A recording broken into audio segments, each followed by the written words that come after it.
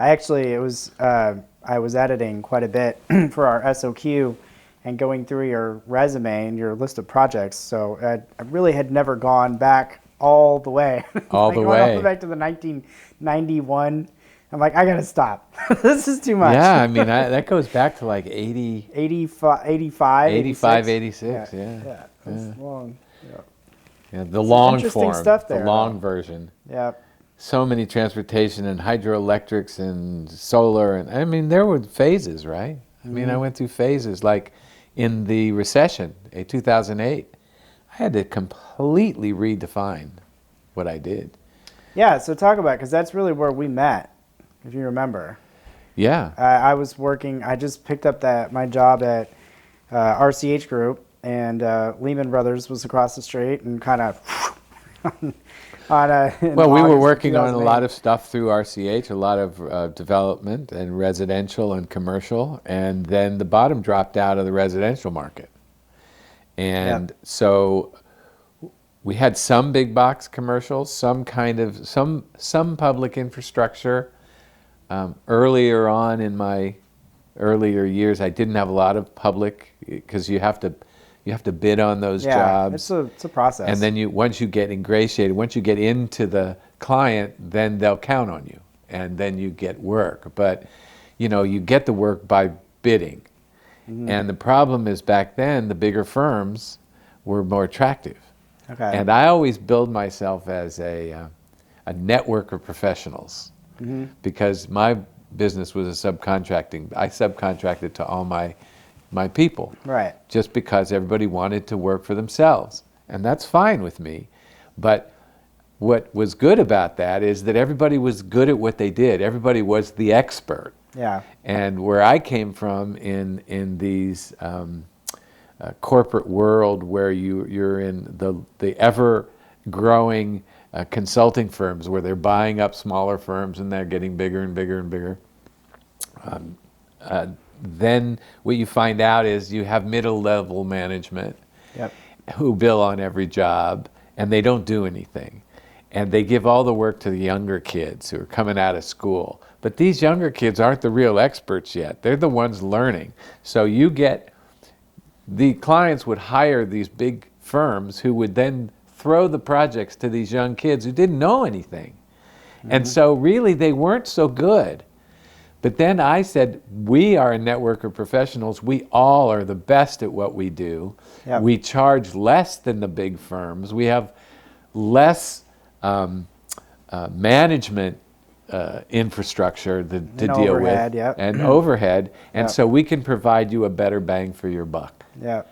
And ultimately, once I got that message across by getting clients, by getting, Yuba County or whatever, then they saw that, he does do good work. And he is a lot cheaper.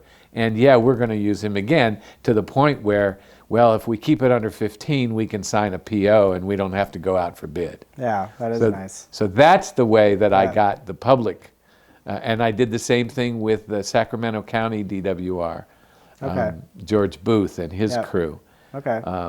With, what was the name of the creek in the South Sacramento? Laguna Creek. Yep. And that's where that started. But it took me a while to build up the public clientele. Yeah, I remember we got on the Yuba County's list for preferred consultants for. Right, and then we got in El Dorado County, remember, through them, through that, the sheriff's facility out there, and we got on El Dorado County. So you can get on those things, but you really have to sort of ingratiate yourself with those clients. But I always build myself as a network of professionals, even to, development or residential commercial development, and then later to solar. So in 2008, when the bottom dropped out of the residential market, and I was still maintaining all the commercial stuff, I had to fill in. And I started scouring the state for the new solar energy boom. Mm-hmm.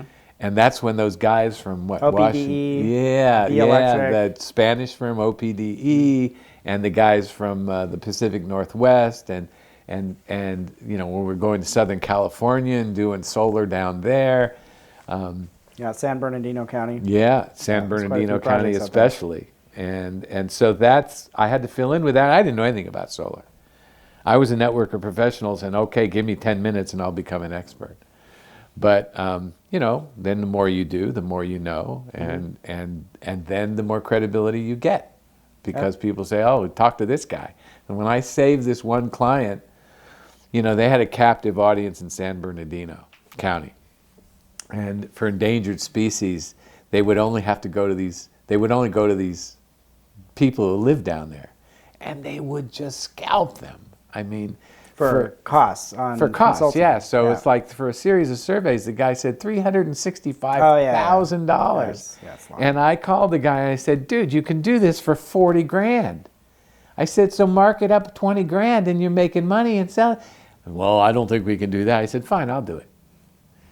Well, I said, you want to do it? I said, yeah. Then you tell him it's going to cost you $65,000 and you leave it at that. So he finally signed and he said, okay. And the guys, I saved him $300,000. And so not only was I making my money from new markets, but I was also, I didn't know how to charge for that kind of work, where I'd save somebody a lot of money.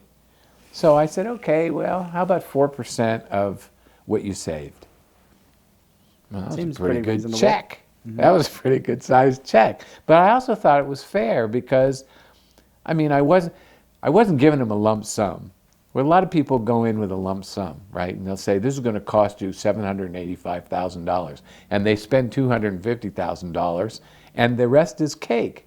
Yep. I don't like that. Yeah. I don't think it's fair, and I think you get more credibility. And I was always in for the return business, right? For me, it was always about longevity. So, of course, I can make a lot this year, but unless I can put them on a hook and give them a really good deal and a lot of good work for less money, then I know they'll come back. But so I always approach my clients with, this is the first of many jobs.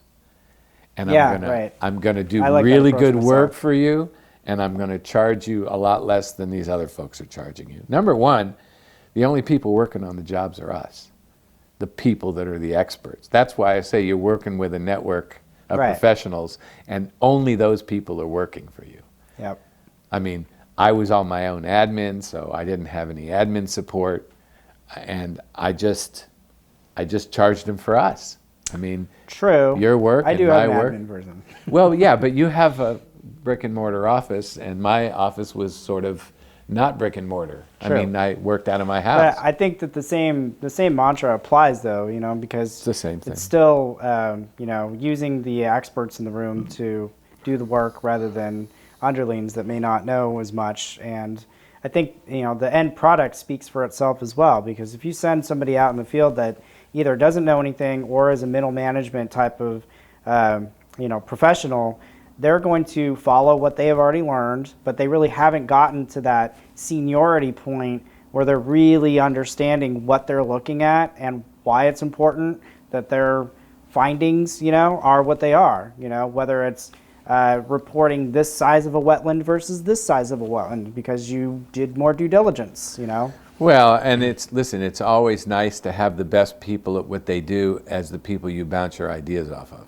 Yeah. So when you do something and you have a group of people, even if it's an informal group, you know, like a bunch of subcontractors, you can still get together in a room. Back then it was in a room, now it's over Zoom or whatever.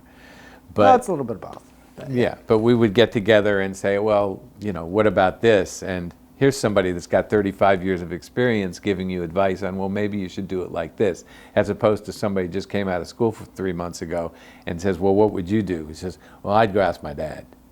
Well, that's not good either. Yeah. Right. But So, I mean, the important thing, I think, for longevity is that you do good work. You do reasonable pricing. I mean, not this obscure stuff as, well, what am I paying for here? Yeah. You know, just lay it right out. This is what you're paying for exactly. And I'm not going to charge an hour. I mean, maybe you will, but I never charged an hour on every job. just because. Oh, for admin per month? Yeah, I never charged myself out on every job unless I actually did work on a job. That's why I was able to save clients money, because I only charged for what was done. I never charged, like, if you come into an office, you have to pay somebody for 8 hours. Yep. Right?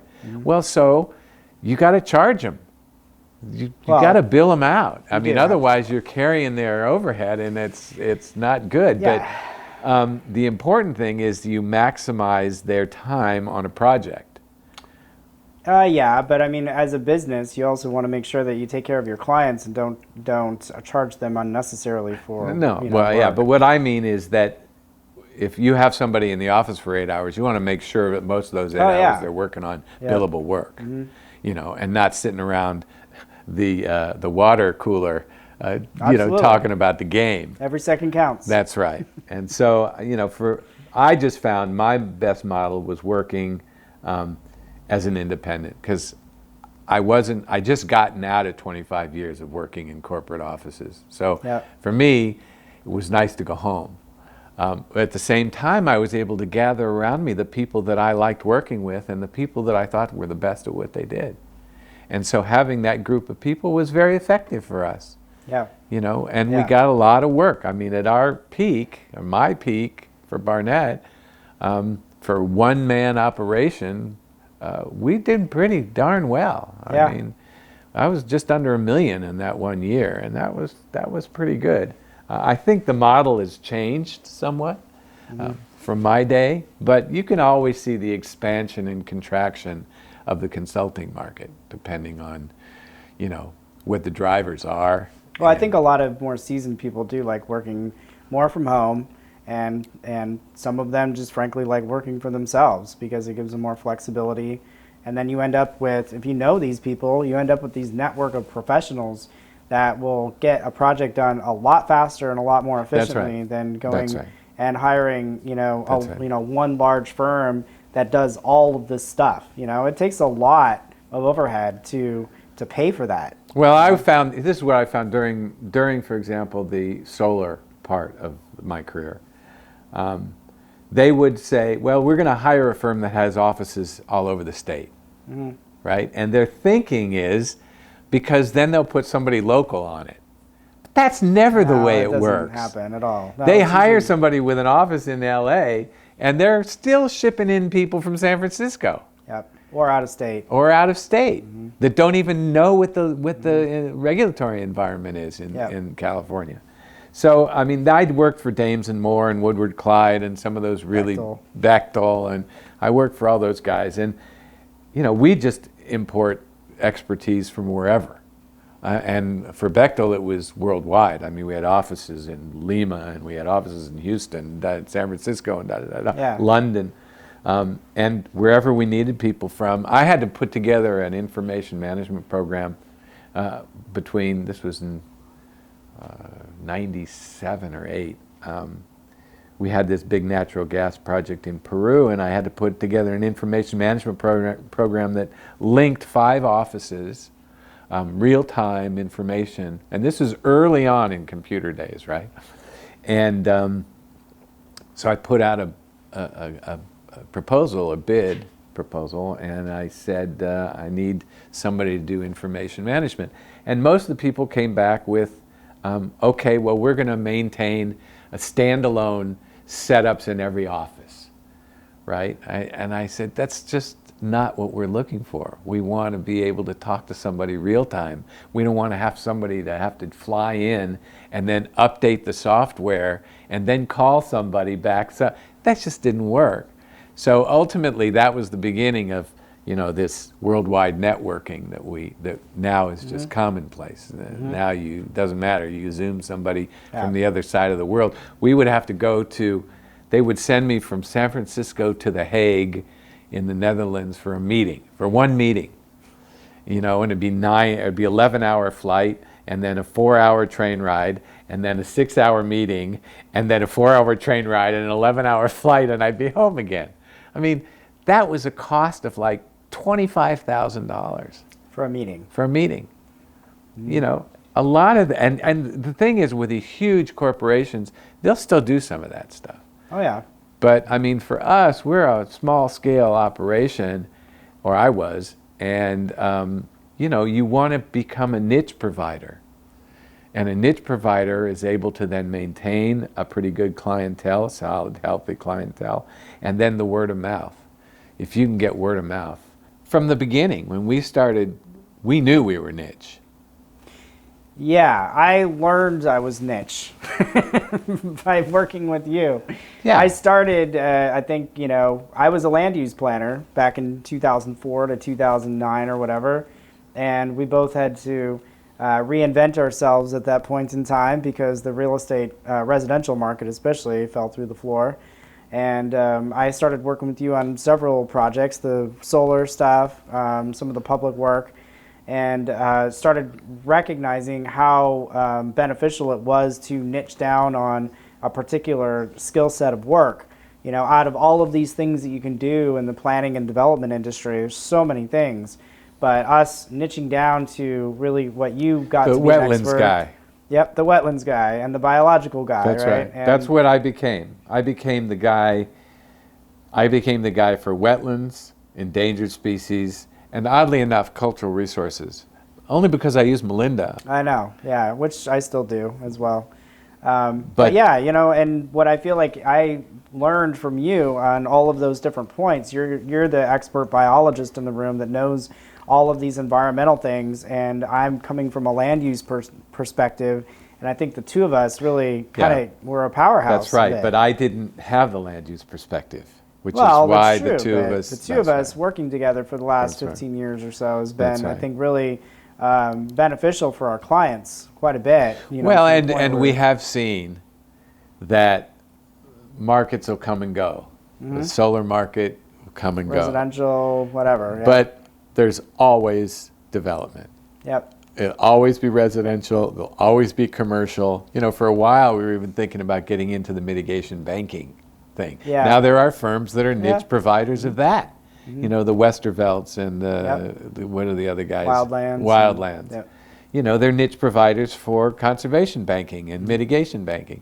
And we're thinking, oh, maybe we can do it. I mean, there was a time, I guess this was probably in the teens, early teens, when everybody wanted to buy a piece of ground for a mitigation bank.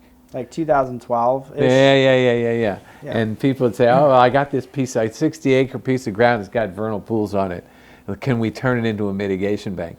Well, 60 acres is a bit small, but there were things like in Fairfield. Yeah. At the Ferrari Ranch. Yeah, the butterfly. Yeah, where they were going to sell their property, $6,000 an acre, grazing land. And this is right on I-80 at Fairfield, at Highway 12. Yep. And I said, well, you know, if you can give me some time, I can find you some endangered species on this property. They're going to boost your price way high. And I said, I'm going to need probably 1 to 2 years to sample. And so I did. I sampled for the frog, and then just so happened to find the butterfly. And then once we were able to document those two species, and then find that Caltrans was creating this interchange, 680 Highway 12 I-80 interchange, and they needed a mitigation bank, what better than one on site? Right at the location. And then we said, we'll throw in this little hill here, and you can take all that soil and you can use it for fill, and that'll be free and clear. And so that boosted the price per acre to $24,000. Which is pretty nice. Which was pretty nice from $6,000. That's four times what they would have made otherwise. So everybody was happy, and they gave me a commission.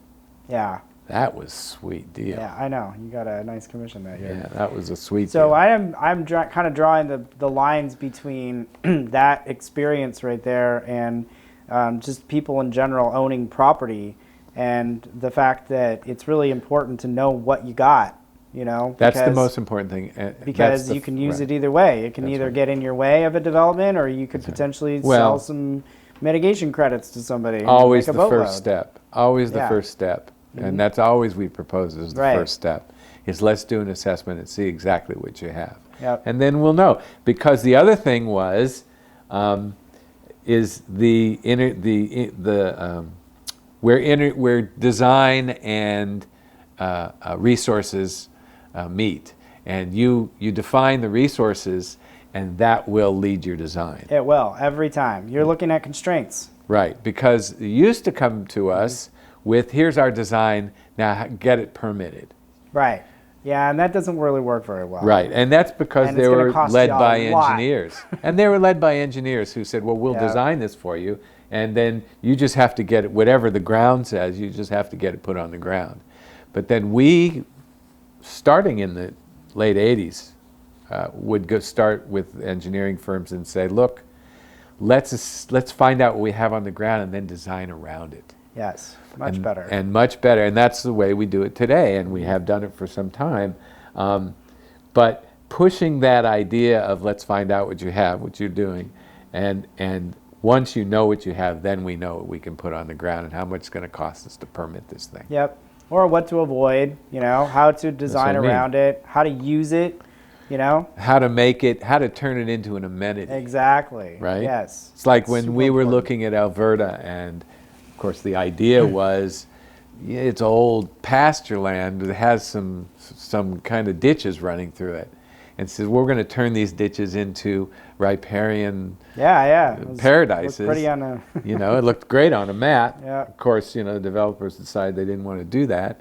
Just like well, who knows? I mean, it might get. It was 20 years in the making already. It might be another 20. And 1997 was the CEQA document for that project. Remember? And yeah. where are we? 2024. 2024. Yeah, and that's Yeah. a long, long time ago, and they still haven't built anything. Yep. So when I went out on my own, I went from a corporate office environment to, working at my house. Yeah. And I really liked not having to deal with people.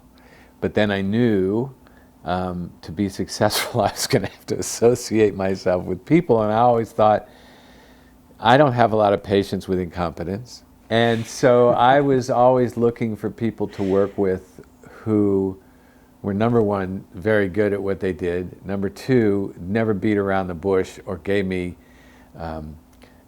unnecessary, superfluous conversation or anything. And so when you and I met, I saw in you somebody who approached the world that way, who was out to get the work done. Yeah. Number one, and be the best at doing it in a very efficient manner and a cost-effective manner, and who was always aware of where we were in a project, right? Yep. So I said, and I'm not the easiest guy to get along with. You may have found that out. In fact, half the people that know me, I'm either a great guy or an asshole. It's okay. Or both. Or both. So I said, here's a guy who is really good at what he does, who I think I could work with permanently.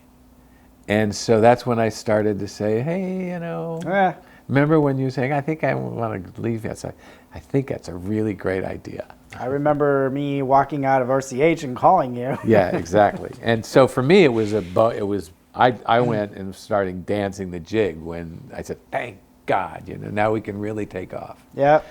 And so as then I started to fast forward a few years till I was, I guess, almost 10 years ago, when I started thinking about how am I going to gracefully retire or retire at all, because I was also a workaholic, as are you, a workaholic, which is good for our clients. It is good for our clients. Yeah. Not so good for the marriage sometimes, but very good for our client. And I said, well, here's a guy I think I could work with. Not only that, but who can also manage a job and not just do the work. Who has enough insight and perspective that they can actually manage people and get the job done. So I like that. And you're cost effective in that what you charged me was what you did. Thought that was fantastic. So when I started to retire, I'm thinking, well, what am I going to do with this business? Mm-hmm. I spent a lot of years building up a clientele and building up my credibility and getting a market. It was a niche thing. I mean, I didn't have a huge segment of the market, but I had a nice local segment of the market.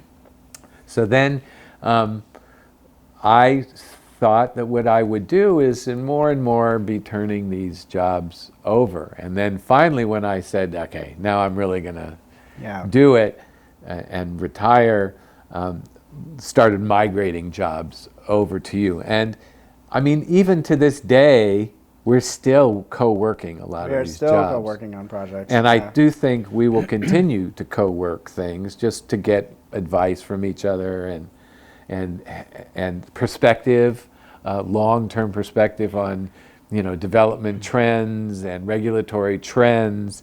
I'm a problem solver, as are you a problem solver. We sometimes solve problems in different ways, which is very healthy, I think. That is very healthy. Because sometimes I look at a bigger picture and you look at the smaller picture and vice versa. Mm-hmm. So I think having that back and forth between two guys very good at what they do, very dedicated to what they do, and who are also attention to detail without being overly, what's the word? Obsessed with detail. Yeah, which I have. My clients would come to me, the reason they would come to me is because they say, because you have good ideas. Because you have presented an approach that nobody else did. That you're a problem solver in the sense that you literally laser focus in on the problem and immediately try to find multiple ways of approaching to handle that. it, Yeah. Until then, by working with the client and your network of professionals, can sift out the ones that are either ineffective, inefficient, too costly, and drill down to that the mutually acceptable alternative. How are we going to do this that's going to save us the most money, the most time, and get us to the goal line? That's where you and I were able to tag team very effectively. So, I guess my question / comment that I was just thinking about when you were talking is that I don't think that a lot of people do that, to that level. They don't. That's the whole point. It's like going through the motions of getting a wetland delineation done or getting a permit done is a lot different than helping your client solve a problem. Right. That's why I'm saying that when you go to a big firm and they hand it off to a junior, then the junior staffer is doing it by process. They're doing it because this is the way you do it. But we've done it for so long that we don't necessarily just do it by process, even though we have to follow the process. But we can look at it from the bigger picture and say, okay, we've done this and we've done this and we've done this and we've done this. This has worked well, this hasn't worked well. In this case, we believe, taking all those experiences into consideration, we believe this is the best way to go. Yeah. And I tell you, there's nothing that takes the place of experience. Nothing. Not even ChatGPT. Not even ChatGPT. Not AI in any way. So my feeling is that if you want to really present the best stuff, which is what we've done and which is why I've decided the next generation of Barnett Environmental is Cox Planning Solutions, is because I think you've absorbed from me and I absorbed from you, but I'm not taking on the work, you're taking on the work. You've absorbed from me that approach. And I think I feel very comfortable in turning it all over because that's the approach I'd like to see moving forward. The way you approach clients and the way you maintain clients and the way you approach the resource, because you're not just out to get a permit.